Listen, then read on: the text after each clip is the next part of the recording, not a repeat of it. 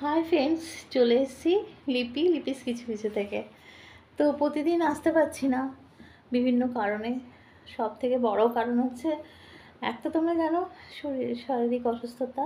সেটা এখন বড় কারণ নয়, এখন বড় কারণ হচ্ছে আজ প্রায় 10 দিন হতে চললো আমাদের পাম্পের প্রবলেম হয়েছে। মানে আহ, জলের লাইনটা পুরো ওয়াশ করতে হবে, যেটা এমনি কলের মিস্ত্রি এনে হবে না। যেটুকু করা হয়েছে তাতে হচ্ছে না। এটা কর্পোরেশনে খবর দেওয়া হয়েছে, অনেক কাগজপত্র জমা দিতে হবে, যেমন ট্যাক্সের বিল টিল আরও অনেক কিছু, সেই সব দিতে হবে। সেখান থেকে যেদিন লোক আসবে সেদিন ঠিক হবে।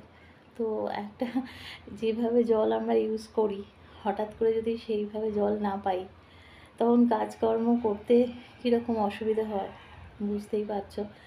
আর জল উঠছে যেটুকু, সেটুকু ধরে ধরে রাখা হচ্ছে সবারই, বালতি ভরে ভরে কোনো রকমে কাজ চলছে আর কি। ফ্ল্যাটে তো সব লোকজন সবাই আছে, সবাই বেরোবে, সবাই ফ্রেশ হবে। জল ছাড়া কি কোন কাজ হয় বলো? সেই নিয়ে ভীষণ প্রবলেমে আছি। তো ওই জলের চিন্তা করে করে আরও শরীর খারাপ হয়ে যাচ্ছে। যাই হোক, তো কাজকর্ম তো করতেই হবে। তো অনেক দিন ঘর ডিপ ক্লিন করতে পারিনি জলের জন্য। আজকেও সেইভাবে জলের কাজ সেরকম করতে পারিনি, মানে কাচাকুচি এসব করতে পারিনি। কিন্তু ঘরটা একটু ঝাড়লাম টাড়লাম, সেগুলো আর তোমাদের সাথে শেয়ার করা হয়নি। করার পরে লুকটা দেখাচ্ছি আর কি। মানে জল যেহেতু নেই না, মন খারাপ হয়ে গেছে খুব। তার মধ্যে মেয়েটার পরীক্ষা চলছে, তার মধ্যে তোমাদের দাদার কাজ চলছে, তো তারপর তো আমার ডাক্তার ফাক্তার রয়েছেই। এই করে আমি কোথায় গিয়ে থাকবো? মানে বাড়িতে মার কাছে গিয়ে থাকাই যায়, কিন্তু এখানে ওর পরীক্ষা চলছে, আমার তারপরে হরি আছে, তুত্তুরি আছে। আমি বাড়ি ছেড়ে কোথাও গিয়ে থাকতে পারি না। তারপরে আমার ঠাকুর আছে। তো চলো, সব কিছুই তো বললাম যে কেন ভিডিও দিতে পারছি না। তো যেটুকু কাজ করেছি, খেতেও হবে, ঘুমাতেও হবে, কাজও করতে হবে, সব ঘরও পরিষ্কার করতে হবে, সবই করতে হবে। তো দেখো, যেটুকু করেছি সেটুকুই তোমাদের সাথে একটু শেয়ার করি। ওই জন্যই জলের অপর নাম জীবন বলে। জল যখন থাকে না, হাড়ে হাড়ে বোঝা যায়। জল যখন থাকে, ও একদম দুধধারে জল ইউজ করা হয়। তো চলো দেখাই। এই যে এই গাছে ইনডোর প্ল্যান্টগুলো আমি বেশি চাল ধোয়া জলটা দিই, তা সেটা রোজই দেওয়া হচ্ছে। এই চাল ধোয়া জল দিলে না খুব তাড়াতাড়ি গাছগুলো বেশ বাড়ে। আমি নিজে হাতে নাতে ফল পেয়েছি। চাল ধোয়া হতে পারে, তারপরে মসুর ডাল ধোয়া জল, এগুলো তো আমি প্রতিদিনই বা একদিন অন্তর, মাটি ভিজে থাকলে দিই না, একদিন দুদিন অন্তর চাল ধোয়া জল দিই। এগুলো দিয়েছি। আর দেখো এখানে গোল্ডেন মানি প্ল্যান্ট এনে দিয়েছে তোমাদের দাদাভাই। আমার ভীষণ প্রিয় এই মানি প্ল্যান্ট, সে গোল্ডেন হোক আর এমনি মানি প্ল্যান্ট হোক। মানি প্ল্যান্ট আমার অনেক রয়েছে। এই দুটো এনে দিয়েছে তোমাদের দাদাভাই কালকে। এটাকে মার্বেল মানি প্ল্যান্ট বলে, আর এটা তো মনস্টার বা ব্রোকেন হার্টও বলে।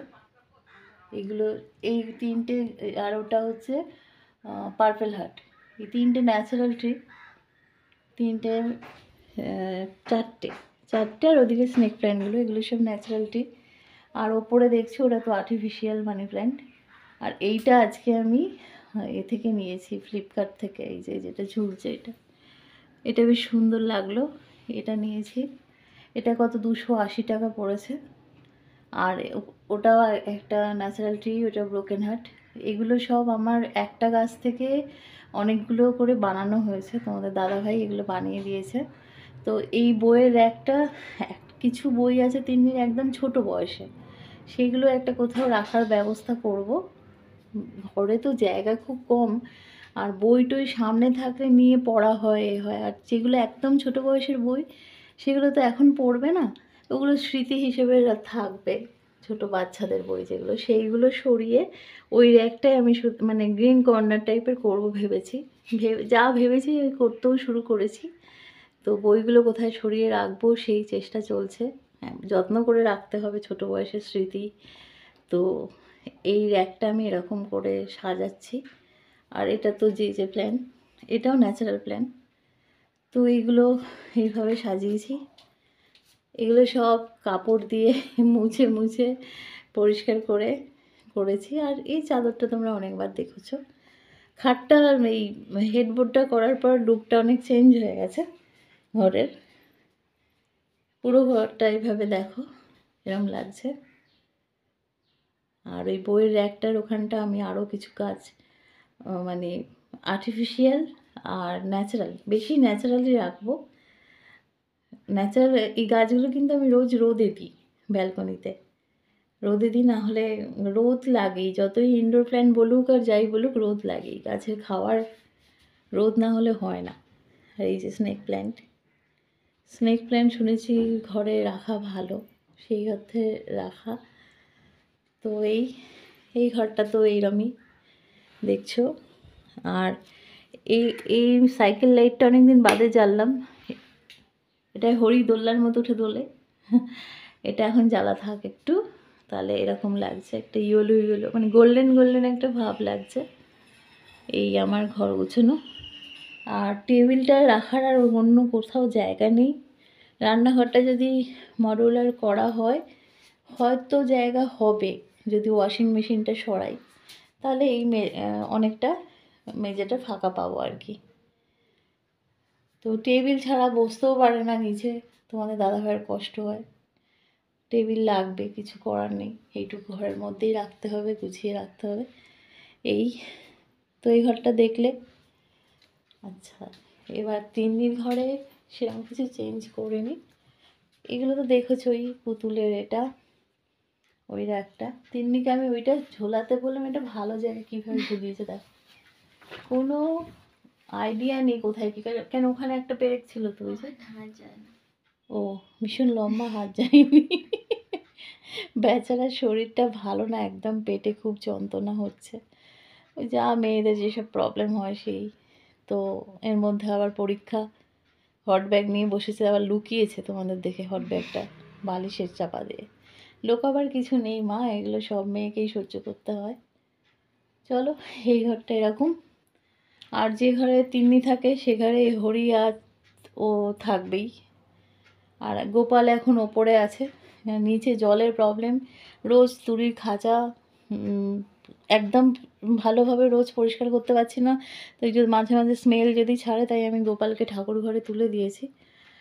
তো যদিও আমি রোজ পরিষ্কার করছি, তাও আমি এখন ঠাকুর ঘরেই গোপালকে রেখেছি। জলের ব্যবস্থা ঠিকঠাক হয়ে যাক, আবার গোপালকে আমি নামিয়ে আনবো। এখানেও একটা স্নেক প্ল্যান্ট আছে দেখো। তো এই আমার ঘর, এই ছোট্ট ঘর গুছিয়ে রাখার চেষ্টা করি যতটা পারি। চলো, এটুকুই আজকে তোমাদের সাথে শেয়ার করলাম। ভালো লাগলে একটা লাইক, শেয়ার, কমেন্ট, সাবস্ক্রাইব করো।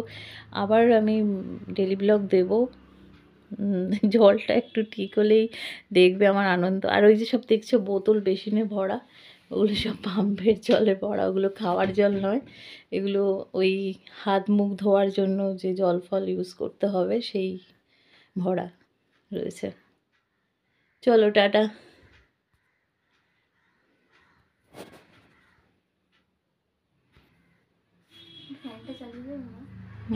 ঠিকই বাবা